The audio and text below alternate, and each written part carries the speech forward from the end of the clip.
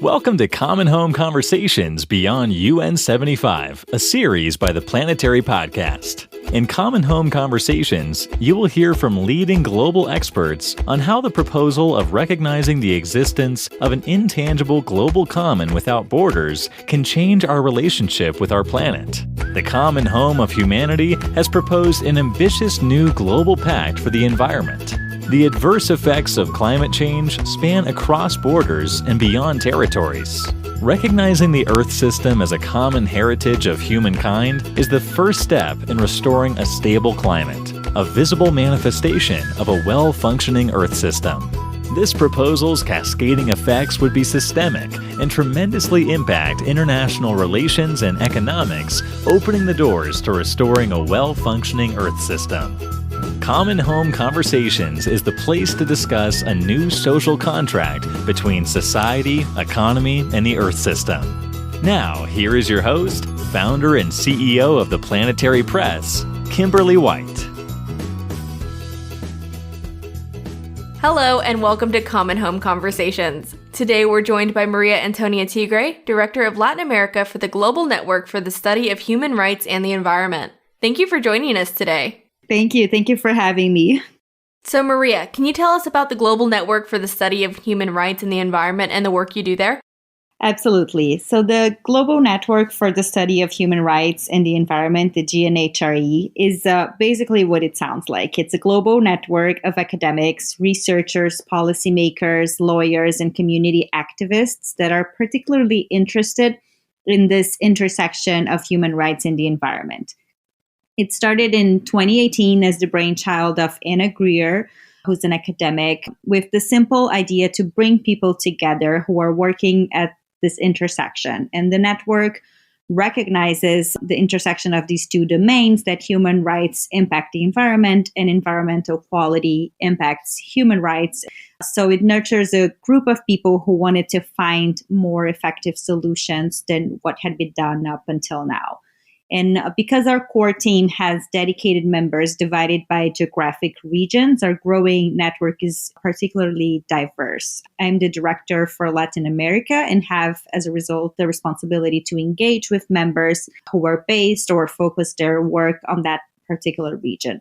This is done through webinars, through blog posts, and an exchange of academic scholarship. We have a dedicated virtual research repository that contains over 2,000 sources for research, which is by far the most extensive dedicated research portal on human rights and the environment available. And we are constantly updating it so it reflects the most recent scholarship on the team, and particularly through research from those different regions of the world that are not always as focused in academia. So we also have a blog that provides commentaries on recent legal innovations, such as court decisions that have recognized the rights to a healthy environment in some particular way. And since 2020 was the year of Zoom meetings and webinars, we have developed a series of webinars focused on human rights-based climate litigation, which was our biggest programming initiative so far. We had an introductory webinar that provided a broad overview of human rights-based climate litigation, and then subsequent webinars that each focused on a specific region. The webinars had a very interesting mix of advocates, scholars, and lawyers, some of which were actually litigating the claims that we were talking about, which was a really interesting perspective to look from. And we had the privilege to hear from, in our webinar on Focus on Latin America, we heard from Soledad Garcia Munoz, who's the first special rapporteur on economic, social, cultural, and environmental rights at the Inter-American Commission on Human Rights. And we got from her the broad perspective on how to recognize climate change and develop climate litigation at the Inter-American system.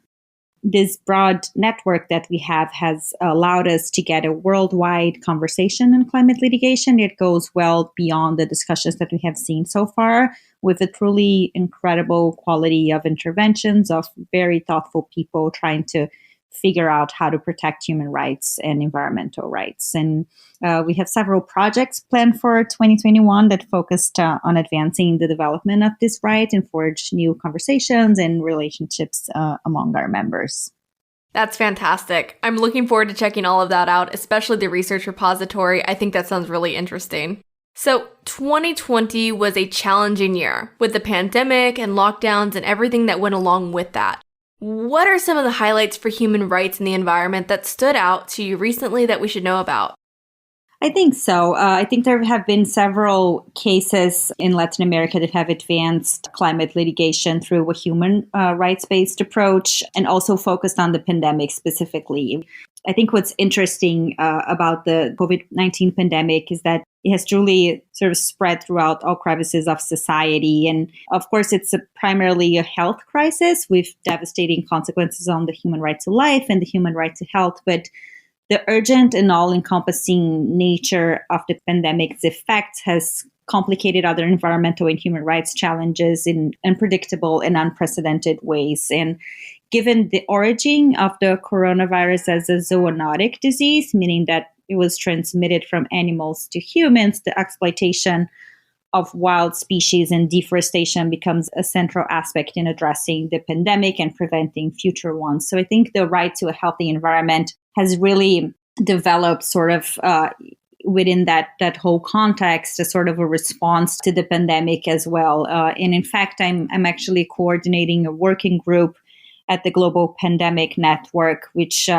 developed sort of as a response from a series of academics all over the world to the pandemic with this idea of responding to what we're living and trying to understand it from a legal perspective and trying to find better responses to react to it. And as we sort of move towards this next phase, but also preventing future ones. And this group that I'm coordinating focuses on how the right to a healthy environment and other sort of green rights have been infringed by the pandemic. And one of the aspects that we look at is precisely this increased and modified interface between people and wildlife, which leads to the spillover of diseases from wildlife to people. And from a legal perspective, we are asking how the right to a healthy environment, as well as these other related rights, such as the right to water, the right to food, the rights of indigenous peoples, play a part in that discussion. So I think there's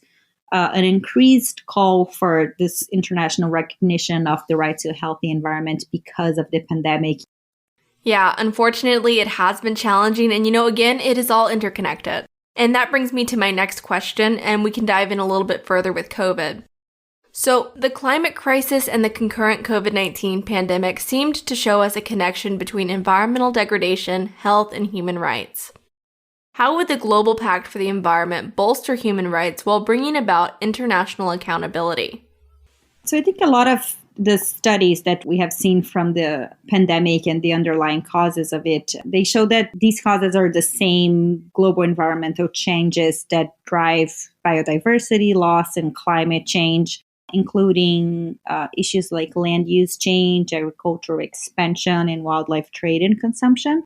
So the role of a deteriorating environment, both as a cause and a consequence of the pandemic, is very significant here because it raises, like I said, the demand for international recognition of a right to a healthy environment. And this recognition is crucial given the link between the right to health and environmental protection, which was evidenced by the pandemic. And the recognition at the international level would provide for increased accountability and ensure that environmental protection is observed as a human right throughout the world. And this is also important as we see backsliding in environmental regulation as a result of the pandemic, or using the pandemic as an excuse, as has been observed, for example, in Brazil and in the United States.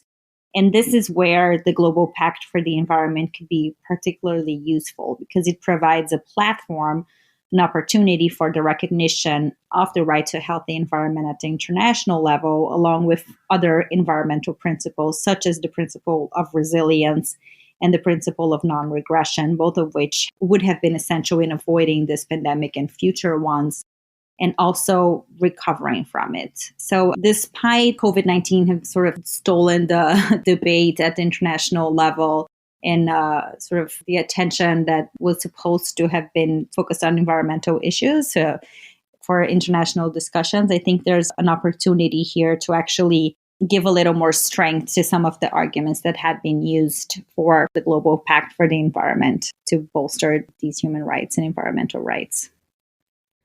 So the right to a healthy environment has been incorporated into more than 100 national constitutions. However, we've yet to see it realized in an internationally legally binding treaty. Why? So I think the right to a healthy environment is, as my colleague Erin Daly from GNHRE often says, it's a story that is still being told. When the main international treaties on human rights were adopted, the relevance of the natural environment to the enjoyment of human rights was not yet recognized. For this reason, the right to a healthy environment was not adopted in these main human rights documents. And as the environmental movements took over in the 1960s and 70s, it was already too late, and I say that sort of in quotes, to recognize the human right to a healthy environment at the international level. And the rights then developed simultaneously throughout the world through constitutional recognition, like you mentioned, and in academic scholarship. And with this broad constitutional recognition, the growing movement to recognize the right at the international level increased. And there have been calls to do so in different ways throughout the last 2 decades or so. And several proposals have been presented at the United Nations and more recently as well. And that includes the Global Pact for the Environment.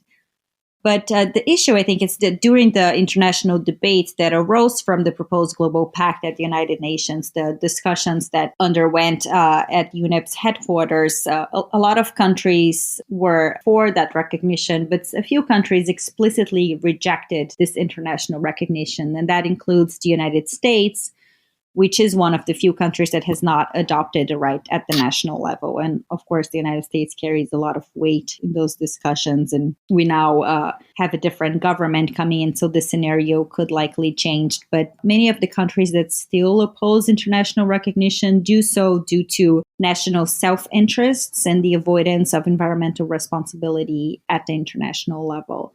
And while innovative approaches have been proposed to fill this gap in international environmental law, including, for example, the adoption of a children's right to a healthy environment by the Human Rights Council the last year. It is likely that this debate about environmental rights and duties will mark the next decades of deliberations at the United Nations. And hopefully it won't be too long until we actually have an adoption. But there's still a lot of friction between delegates on whether that should be adopted or not. Yeah, we see that with a lot of these treaties and agreements. There's always that one group that doesn't want to join on just yet. So hopefully we'll see more action this year, and as we're hitting the decade of ambition, really get things moving. So how could the legal framework proposed by the Common Home of Humanity address the existing legal gaps in international environmental law?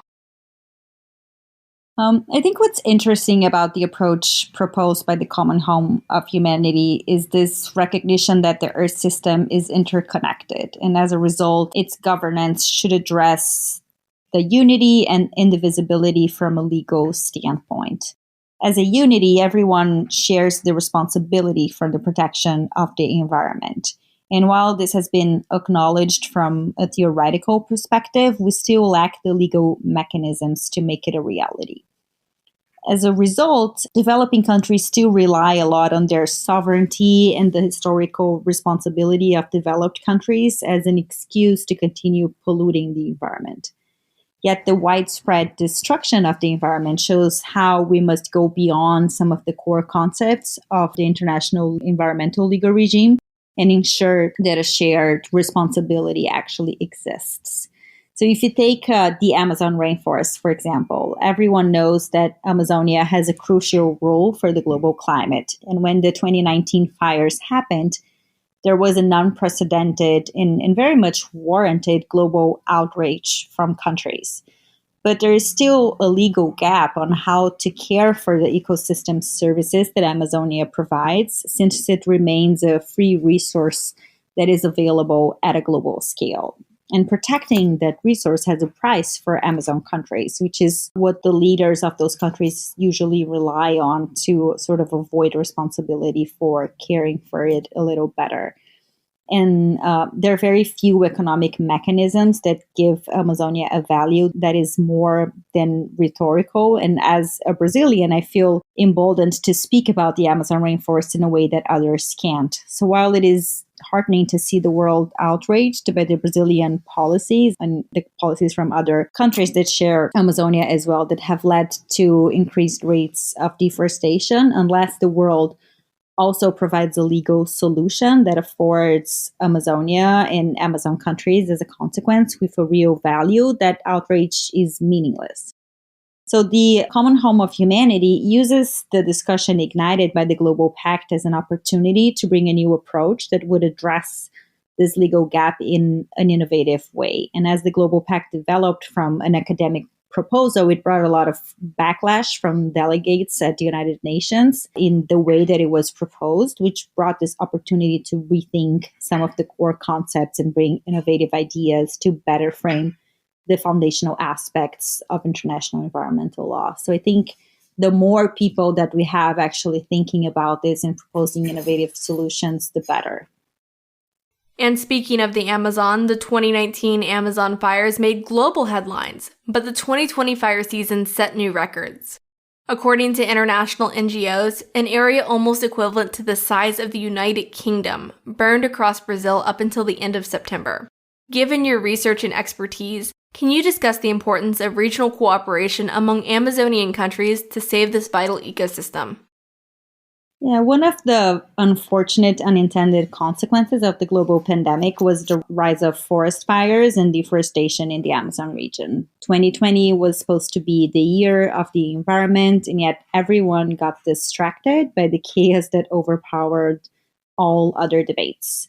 The pandemic gave leaders in the Amazon region a free pass to avoid enforcement of environmental law based on a couple of different arguments, but mainly that it was too risky for agents of environmental protection agencies to be in the field, and that the economy was suffering, and increased deforestation and pollution was a way to boost the country's economies. So based on that, enforcement was completely reduced, and as a result, deforestation and forest fires were increasing once again. And it was also the case that the media did not pay as much attention to this issue as it did in 2019, as the news was so overwhelmed by the coronavirus. And another aspect relates to the protection of indigenous groups, which was completely sidetracked during the pandemic, as evidenced by the disproportionate numbers of virus transmissions and deaths in those communities. Several countries have ongoing litigation that calls on their national governments to provide a response that ensures environmental protection and their responsibility towards the global climate, some specifically focused on the forest fires. But the forest fires and more broadly deforestation, much like the pandemic, involve elements of national, regional, and international protective efforts, as well as legal norms that extend across and beyond these categories. Amazonia represents one single unique ecosystem which should be protected in its integrity rather than through different national approaches. And that still hasn't yet been done in an effective way.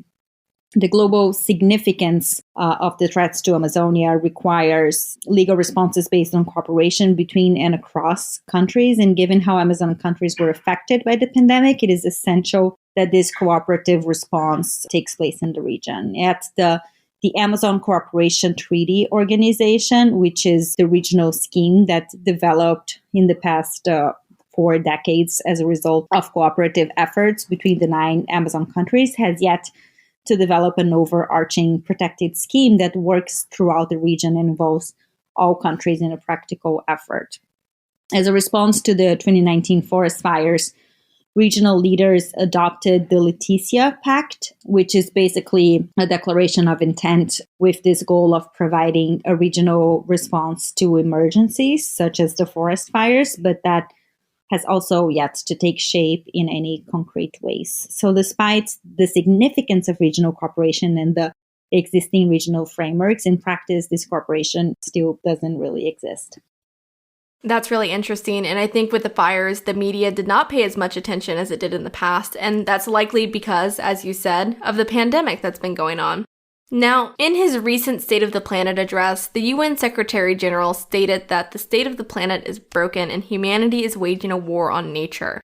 Despite the intensifying adverse impacts of climate change, climate policies have not yet risen to the challenge. How would the Global Pact for the Environment better address the environmental crises facing our global community? One of the main gaps in international environmental law, which was highlighted by the Secretary General in 2018, is the fragmentation of this regime. So rather than having a framework treaty that provides the core legal principles, like the human rights regime, for example, international environmental law developed through a sectoral approach. We have a biodiversity regime, a climate regime, a forest regime, etc.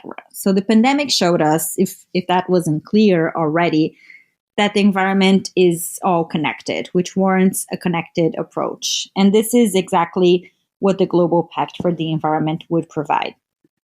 A Global Pact would postulate the basis for legal answers to existing and emerging environmental problems, as well as a baseline when the international community fails to agree on a joint response. As the climate discussions show, international diplomacy can be often slow to respond to emergent problems, as there are so many different aspects that should be considered when negotiating those. So the Global Pact would particularly fill this gap, providing general answers when more specific ones are still lacking. It would also provide for more accountability from states, for example. As we can see from several climate litigation cases that have spread throughout the globe in the past few years, the right to a healthy environment and other environmental principles provide the basis for increased accountability from states, even when those fail to accept more stringent policies. And hopefully the discussions arising from the call from the United Nations General Assembly for a new political declaration will be progressive enough to deliver some of the legal responses that we need right now. Absolutely. And I think as we're getting into 2021, we really need to amplify what we're doing, and we need to see those nations step up. So was there anything from the recent Climate Ambition Summit that stood out to you for human rights and the environment?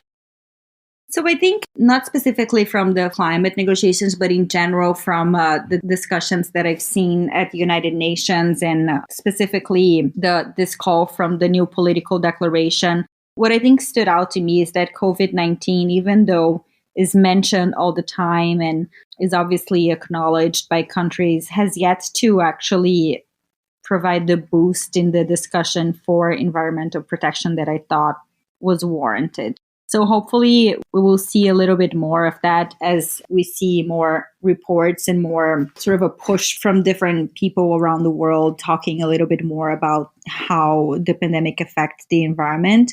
We can see a bigger push for this recognition of the human right to a healthy environment and how that relates to the pandemic as a whole, and see a little bit more engagement from countries as a response to that. Because I think the pandemic has still been used mostly as an excuse to avoid more stringent commitments. But I think that's exactly where we shouldn't go. And the lessons that we need to learn from this are exactly the opposite, that we should be engaging more and we should be accepting more responsibility and we should be protecting the environment with more fervor in a way than we're doing so far. So hopefully it will make countries engage a little bit more in the commitments that they're making. I agree 100%. So are there any countries or national policies that have, stood out to you as an example for the international community to follow? I think the European Union has been developing a green recovery that is a little more ambitious and considers how we should respond to this in a way that is environmentally safe and protective. So hopefully we'll see a little bit more of that from other countries. And I think as the United States, as there's a different government, hopefully we'll see more progressive responses as well from that and see a green recovery that is conscious of everything else that we're suffering. Definitely. With these calls for green recoveries, they need to be shifting toward the future rather than returning to business as usual. And as one of the world's largest emitters, I'm hopeful that we will see concrete plans moving forward from the United States. We've had a lot of rollbacks here over the past 4 years environmentally, so it will take a lot of work, but I'm hopeful to see some climate action. And I think, accountability is another thing we need to keep in mind. So, what can we expect to see for the human rights and environment movement in 2021? What should we be watching for? I think you mentioned it perfectly well, the environmental cases. I think that's the way that we see the right to a healthy environment being developed a lot throughout the world as a whole. I think using the right to a healthy environment as the basis for environmental claims is the way to go, and is the way that we can see this right being developed in a faster way and more effective way, in a sense. I think it's interesting to see this movement from courts all over the world that are trying to be progressive and filling this gap in their national governance system in pushing governments to actually do more to protect the environment and climate more specifically. So we have seen many cases throughout Latin America. Brazil has a bunch of new innovative cases that have been proposed throughout 2020 that we're likely going to see results in 2021. And in several other countries as well. I obviously use Brazil a lot as an example because I'm from that region, and I've been researching a lot how human rights-based climate litigation has been developing in Latin America as a whole. And it's a region that has shown a lot of progress in that regard. And the Inter-American Court for Human Rights has also developed the right to a healthy environment. In recent cases, they had an advisory opinion in 2017 and 2020 showed the first contentious case that actually developed that right. So I think it's very likely that we'll see more of that as it develops. So I'm excited to see this development of agreeing jurisprudence in courts all over the world. That's fantastic. I'm looking forward to seeing that as well. So before we go, is there anything else you'd like to share with our audience? I think just to keep an eye out for more work from the Global Network for Human Rights in the Environment. I think we'll have some exciting things that we will announce in the coming weeks. And also from the Global Pandemic Network, like I mentioned before, we're developing this report on how environmental rights have been infringed by the pandemic, with a lot of very specific examples from some different countries and proposals on how we could respond better to everything that has been going on. So there's a lot of exciting things that will come out of that work as well. All right, and there you have it. International environmental law has developed through a sectoral approach, leaving legal gaps. Widespread destruction of the environment shows we must go beyond some of the international environmental legal regime's core concepts. The pandemic shows us that all of the environment is connected, warranting a connected system. The Global Pact for the Environment would give us the opportunity to fill these legal gaps, ensuring that everyone shares the responsibility for the protection of the environment. That is all for today, and thank you for joining us for this episode of Common Home Conversations Beyond UN75. Please subscribe, share, and be sure to tune in on March 10th to continue the conversation with our special guest, Louis Coetzee, Research Professor of Law at Northwest University, and visit us at www.theplanetarypress.com for more episodes and the latest news in sustainability, climate change, and the environment.